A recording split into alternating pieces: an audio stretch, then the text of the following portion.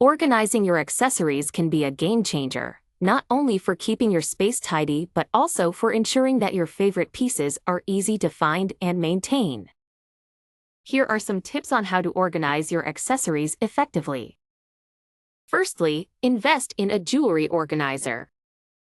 This can be in the form of a drawer insert, a hanging organizer, or a box with multiple compartments.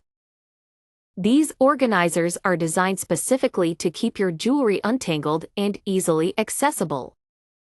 Secondly, store your accessories in a safe place.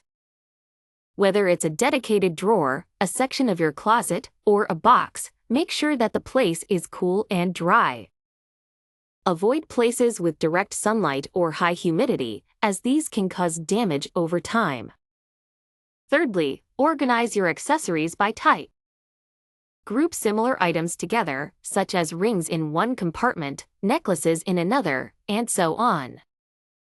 This not only makes it faster to find what you're looking for but also prevents items from getting tangled or scratched. By following these simple steps, you can keep your accessories organized and in good condition, making it easier to enjoy and use them.